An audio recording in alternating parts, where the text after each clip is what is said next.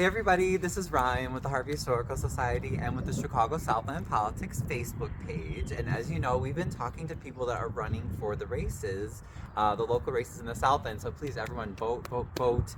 The primaries are the 25th is the last day, February 25th are the primaries. So today we have this lovely lady from Lynwood. So she's going to introduce herself and talk about why she's in Lynwood and what brought her here and what she's up to.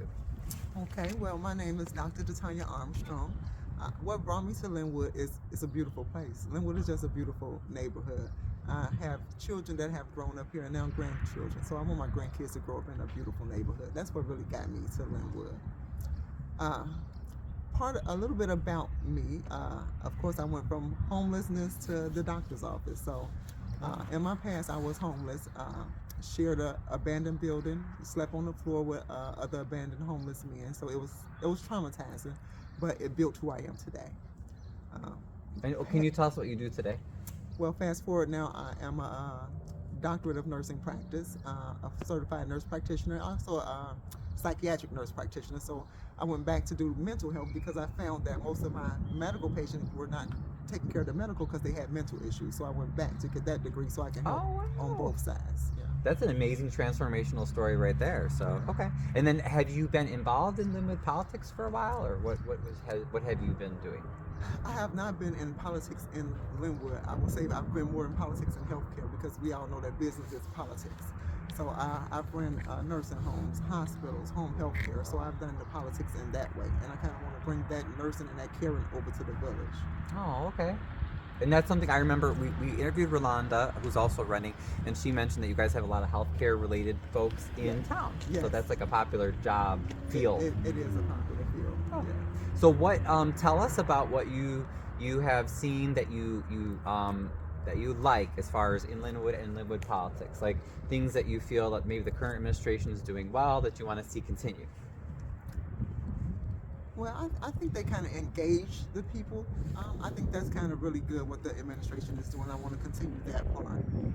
What I would do different, I think, is put maybe different people in places to know how to bring more businesses in, because that'll bring more residents in.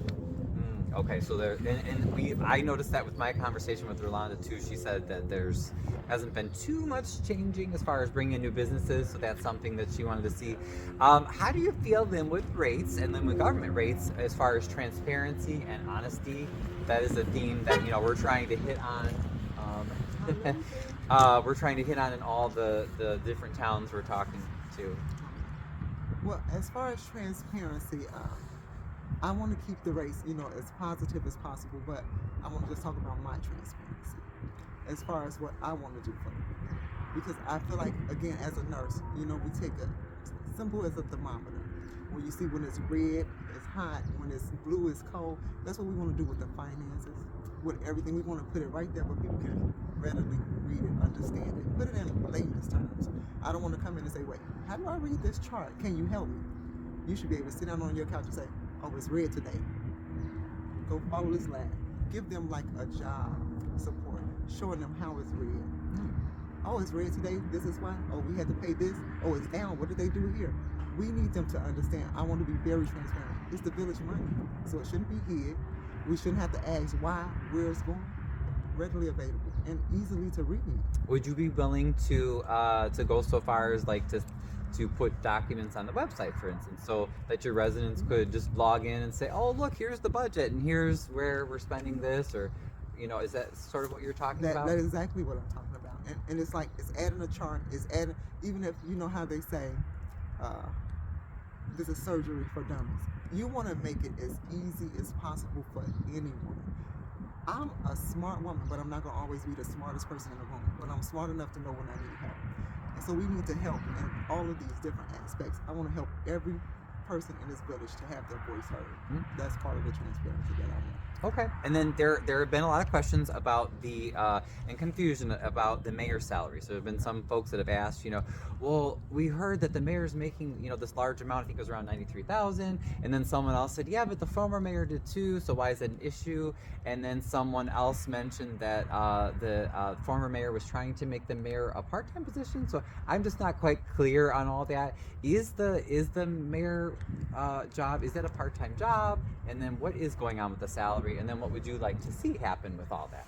I believe that our village is a small village, so it definitely can be a part-time job if you have the right people in place. So that's part of the things that I want to do. I want to make sure I build the right team, put it in place, make it part-time. We have almost 10,000 people in the village. We should not be paying extra money to pay for positions that's not needed. So we're gonna cut some of that out, put the right people in place. If I can handle this part and this part, if I'm handling it, I don't need to be paid twice what I'm there already anyway. So pay me what I'm supposed to be paid, which shouldn't be much because it's a small village. This is a serving position. It's not a position to get rich off of. You should already be established financially when you decide to do this. Okay, and that is a good point because it's only, like you said, you're about 10,000 people. Now, the other complaint that we hear everywhere is people are just irate about property taxes going up. Not that the village itself can control, all of that, but what could you do to address that? Another thing, I think with the taxes, you need more residents. To attract more residents, you need more businesses. So we need to do both. I would love to have a grocery store here, like a real grocery store, Aldi's or a Pete's, somewhere where we can go. I love my fresh fruit. I love a good orange every day. I want a nice fresh market here. How easy would it be to get it? I don't know, but I'm gonna dig until I find out how to get it here. That's Okay. one of the plans. And then we could bring more. We have so much land here. It's so much land. It's a beautiful village. If we show the businesses how beautiful we are and how we are as a team and family, they're gonna want to come. We just have to show them who we really are. Okay. No, wonderful. And then also, there have been some mentions or some complaints online about some people saying the campaigning, some of the negativity has been bothering them. What would you have to say to that? I would say that it's bothering me too. Like I said, I was homeless before, and I lost my mom. So I had women who pulled and showed me what to do. So to see whoever I don't know if it's the mayor, but it's not us. And I want to say it's not her. I want to hope it's not her, because as women we should be lifting each other's up. I always want to push the one in front of me and pull the one behind me. It's enough for all of us. I don't ever want to see another woman torn down, no matter what it is. It's politics, and they say it gets nasty, but I don't believe it has to. You should have the right to vote for who you want to vote for. Even in my family, we're not going to always agree, but we should be able to agree to disagree in a respectful way.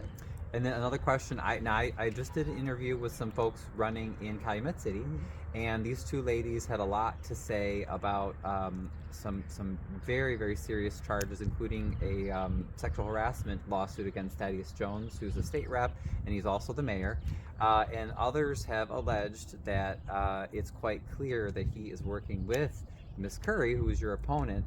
Do you know anything about that, or do you want to comment about either that or sort of other influences, other politicians, and then how you feel you're running your race, and do you have those sort of connections as well? I know I just asked you probably too much, A but lot. But what I would say is I honestly don't know who she's working with, but I hope whoever she has a tie with that is positive. Anything that I'm doing is positive. So any ties I have is positive. So I wouldn't know, but I would only hope that they're doing the right thing. Okay. Well, that's good. Yeah. And then have you had any other issues where, like in Harvey, where I'm from, we've had people. I've been arrested by the mayor just for filming a meeting. We've had issues where people are harassed in the meetings, even just around town by police or something, for criticizing the current administration. Have you had any issues like that, sort of civil rights issues, either in your meetings or in the village? I cannot say that we have. When I go to the meetings are run very well, and it's orderly. Like I said, this is a very nice community, and that would be the people in the village, meaning they're corrupt in the village. They don't do that. It's very run. It's very respectful. I have not seen those issues. Well, that's good. We always like to hear that. And then, is there anything else that you want to bring up, or anything that you want to mention? Yeah, the last thing that I would mention is it took a long time for us to have the right to vote. No matter who you decide to vote for, get out and vote. Use your voice. It's important. Every vote counts. Yes. Well, thank you. Thank you for taking the time. And I echo that. So please, please, wherever you live, whoever you like, or whoever you want to vote for, just Yeah. please vote, vote, vote. Just- Because if you don't, you're giving up your right to, have a say. To be me, but use your voice. Right, exactly. So that's what we're trying to encourage people. And even like for instance, if Miss Curry, if she wants to do a response and do a video, like I'm fine with anybody who wants to talk. We want to get the dialogue going, and we want to get people interested in Yes. local politics, right? So thanks for joining us, and And we'll let me see just you say guys one soon. other thing. I'm Sure. so sorry. Historically, Lynwood voter turnout has been low. Let's change that now. February 24th is the last day for early voting, and election day is February 25th. Let's show them what Lynwood has. Let's come out as a community. Let's do this together. Let's make our voices heard together. And remember, if you can get super excited about your favorite sports team, and have parties and do all this stuff. I mean, what happens in your local government is so much more It's- impactful than at the national level or than what your favorite sports team does. Like this affects your life. So get excited, get involved, and we'll see you guys Come soon. out. Thank you guys.